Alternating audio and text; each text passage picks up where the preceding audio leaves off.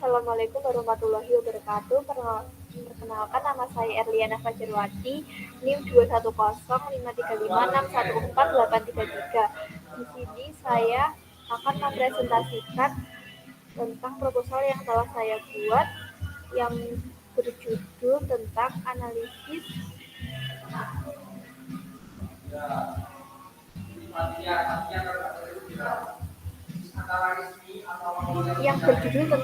sentimen terhadap ChatGPT pada pengguna Twitter menggunakan metode naive Bayes dan KNN.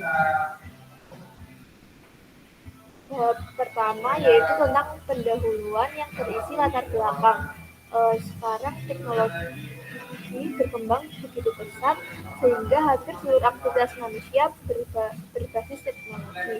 Salah satu topik yang cukup marak dibahas yaitu mengenai ChatGPT.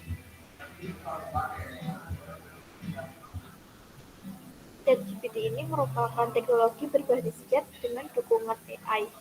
ChatGPT mampu berinteraksi dengan manusia dalam cara yang lebih alami dan mendukung berbagai jenis permintaan melalui pesan teks dan suara.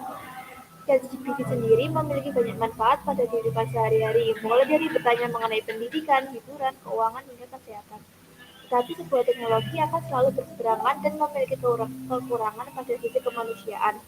Berbagai asumsi mengenai ChatGPT terbentuk dari banyak sisi. Seperti dalam dunia pendidikan, ChatGPT menjadi buah malakama untuk para guru dan dosen. Bukan hanya itu, lapangan pekerjaan pun terancam berkurang karena digantikan oleh OpenAI. Oleh karena itu, untuk mengetahui sentimen masyarakat terhadap teknologi ChatGPT ini, diperlukan sebuah analisis yang dapat mengklasifikasikan sentimen negatif maupun positif yang ada pada masyarakat. Maka, dipilihlah analisis sentimen.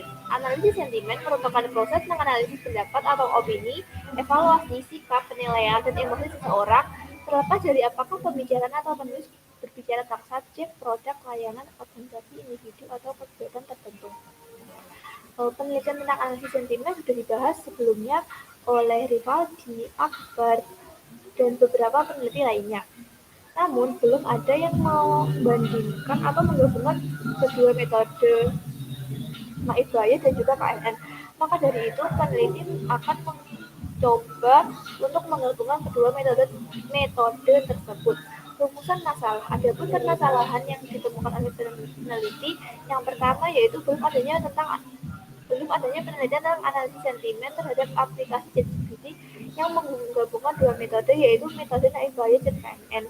Yang kedua, belum adanya penelitian yang menggabungkan dua metode ini sehingga belum bisa diketahui apakah hasilnya berupa sentimen positif atau malah sebaliknya. Yang ketiga, pada proses normalisasi kata bisa dilakukan lebih detail lagi karena dari komentar-komentar yang didapatkan pada media sosial Twitter masih terdapat komentar yang menggunakan kata dengan arti negatif untuk mengutarakan hal positif. Dan yang keempat, harus dilakukan pelabelan data karena hal tersebut memiliki pengaruh besar baik untuk hasil presisi, recall, F1 score, dan akurasi. Tujuan dari penelitian ini yang pertama mengetahui metode terbaik yang bisa digunakan untuk analisis sentimen pada aplikasi ChatGPT. Yang kedua, dari kombinasi kedua metode tersebut, kita bisa mengetahui bagaimana hasil sentimennya. Dan yang ketiga, bisa menghasilkan akurasi yang lebih akurat karena melakukan normalisasi kata lebih detail lagi.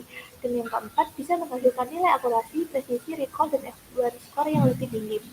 Batasan masalah dalam penelitian ini yang pertama, penelitian menggunakan dataset yang diambil dari dataset publik.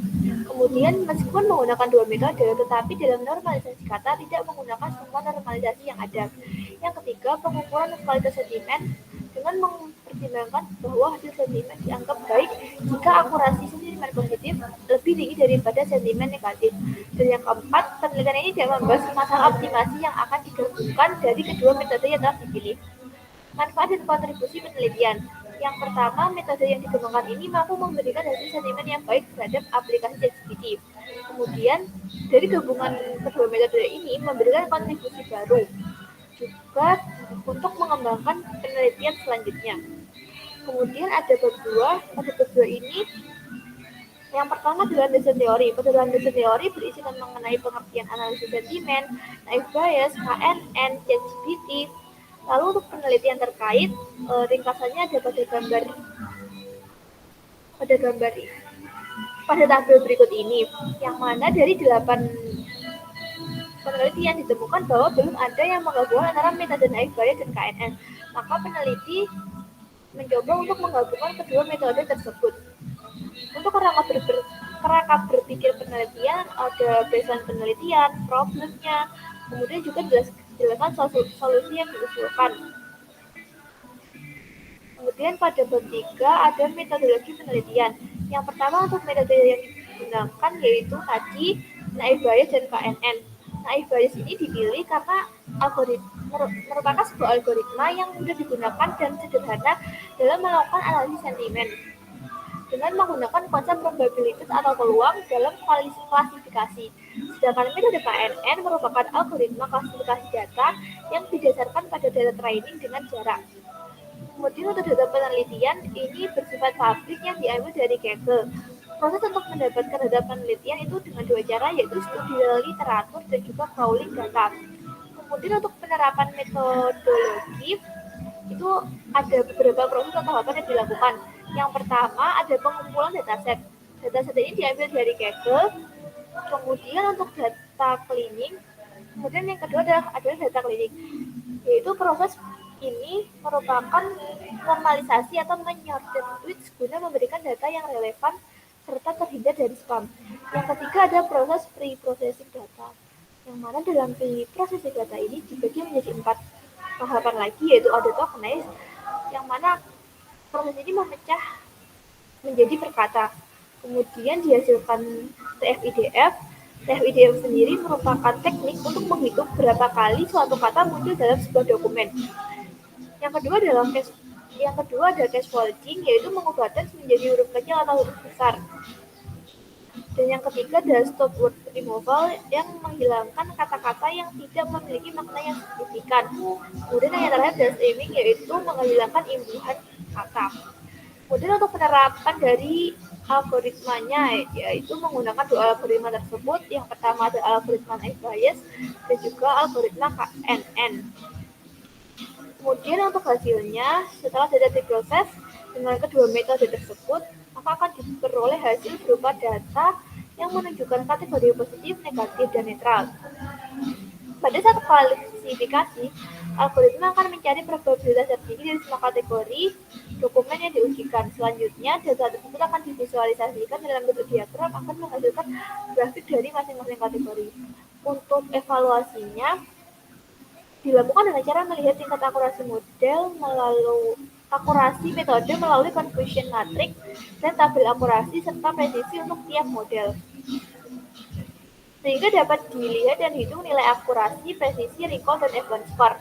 Setelah diketahui hasilnya, untuk performa metode klasifikasi dari setiap kelasnya dapat dilihat melalui nilai presisi, recall, dan advance score yang mana memiliki nilai sebesar 0 hingga 1. Semakin tinggi nilainya, maka semakin baik. Ini untuk daftar pustakanya.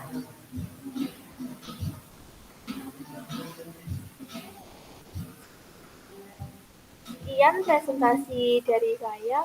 Kurang lebihnya mohon maaf. Wassalamualaikum warahmatullahi wabarakatuh.